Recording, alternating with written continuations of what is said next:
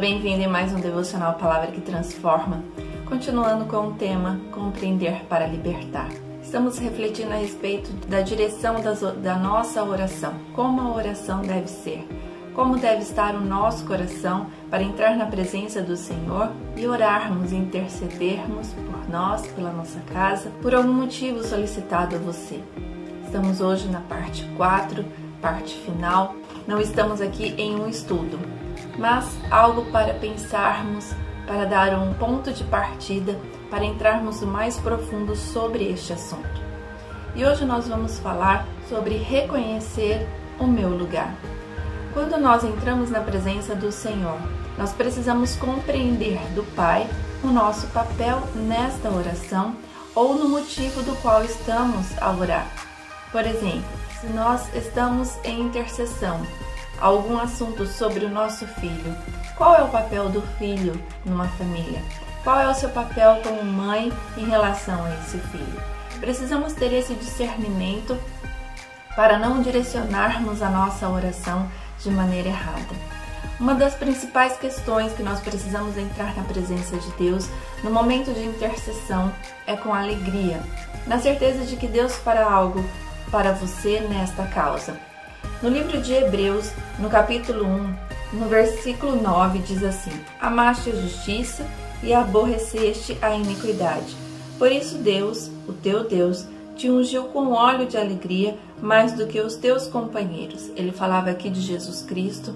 E nós, como mulheres que buscamos a ser como Jesus Cristo, nós precisamos então receber do Pai esse óleo de alegria. Nós precisamos pedir de Deus que nós sejamos alegres, inclusive no momento de oração.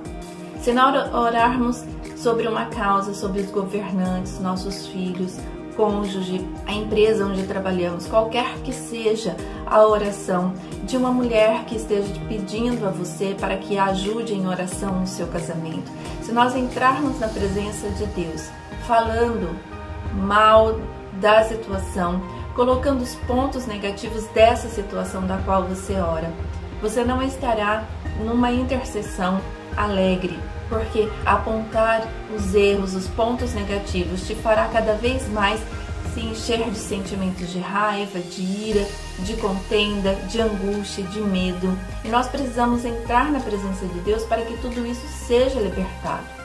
Um exemplo para que reflitamos neste dia é, por exemplo, no livro de Colossenses, no capítulo 3, quando ele fala sobre os deveres domésticos. Então ele fala sobre os deveres domésticos da mulher, do marido, do filho, de um funcionário, de um patrão.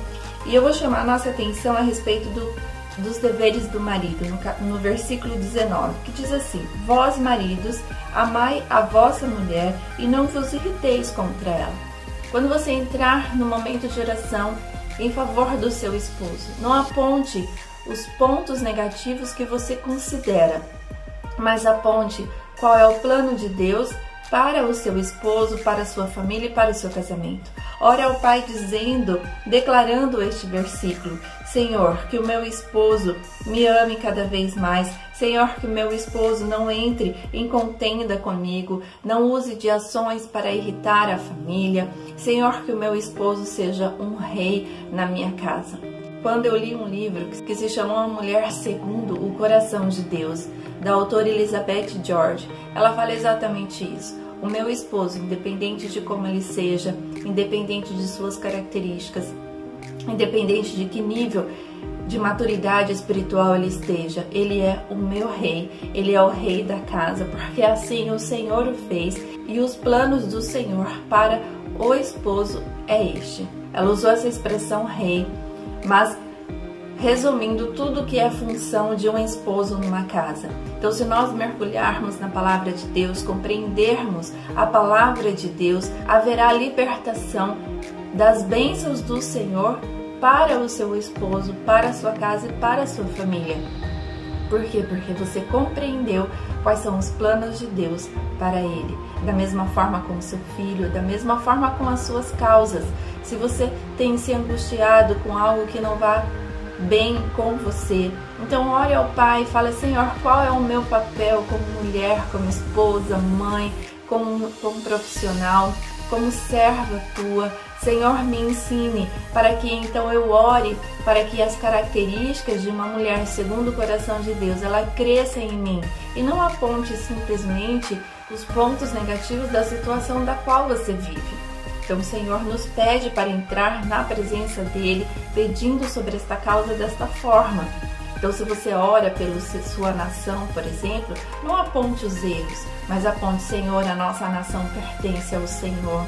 A nossa nação, ela precisa entender o que é caminhar com Deus. Então, declare, busque na palavra do Senhor qual é a função de um governante e a sua oração, ela terá uma direção diferente. Quando o Senhor nos conceder a direção para esta reflexão das funções do esposo, da esposa, dos governantes, nós aqui a faremos. Mas hoje, o que o Senhor quer falar? Que nós entremos em alegria na presença dEle, pedindo a Ele para que os planos que Ele tem para cada uma de nós, para a nossa família, nosso cônjuge, para a nossa nação, ela seja declarada pelos seus lábios no momento de oração. No livro de Jeremias, no capítulo 29, é um versículo muito conhecido que fala sobre os planos que o Senhor tem a nosso respeito. Versículo 11 diz assim: porque eu bem sei os pensamentos que penso de vós, diz o Senhor, pensamentos de paz e não de mal, para vos dar o fim que esperais. Então o Senhor, Ele não tem sobre nós pensamentos de maldade, porque Ele nos ama, mas Ele nos quer fazer crescer na presença dEle, como intercessoras, como aquela que ora a Deus para um determinado assunto. Então nós precisamos compreender e entender os pensamentos que Deus tem a respeito do nosso esposo, da nossa família, da nossa casa, de você, do seu trabalho. Nós precisamos pensar o que Deus tem para você como mulher, como esposa, como mãe, como serva. E no livro de Provérbios, no capítulo 3, é um capítulo também que fala sobre sabedoria, porque o centro do tema do livro de Provérbios é sobre sabedoria. No versículo 5 e 6 diz assim: confia no Senhor de todo o teu coração e não te estribes no teu próprio entendimento. Então, que a sua oração não seja baseada nos seus próprios entendimentos, uma oração acusadora e julgadora, porque você vive a situação ou de uma situação que alguém te passou. Mas orar dessa forma, apontando as falhas e julgando sobre estas falhas, faz com que você entre em oração a partir do entendimento, do seu entendimento, com o coração machucado, magoado, com medo, com angústia. E continua falando assim no versículo 6: reconheça-o em todos os teus caminhos e ele endireitará as tuas veredas. Então, se nós colocarmos Deus no centro da nossa oração, pedindo a Ele que nos faça entender as funções, ou como orar, como entrar na presença dEle, então Ele endireitará as nossas veredas, ou seja, os nossos caminhos, o caminho de como fazer uma oração, por exemplo. Porque Deus é poderoso, Deus, Ele nos quer, Ele nos quer bem, Ele nos ama, Ele tem pensamentos sobre nós que nem muitas vezes imaginamos. Ele quer algo para a nossa vida e para a causa que você está intercedendo, que muitas vezes você não conhece. Por isso, não entre em oração julgando ou apontando os erros, mas entre na oração reconhecendo e compreendendo as funções, os planos que o Senhor tem para as pessoas envolvidas na causa que você colocou no altar do Senhor. Por isso, o Senhor nos pede para meditar na palavra dEle dia e noite, ou seja, aprendermos cada vez mais dEle, para compreender os planos que Ele tem para cada uma de nós.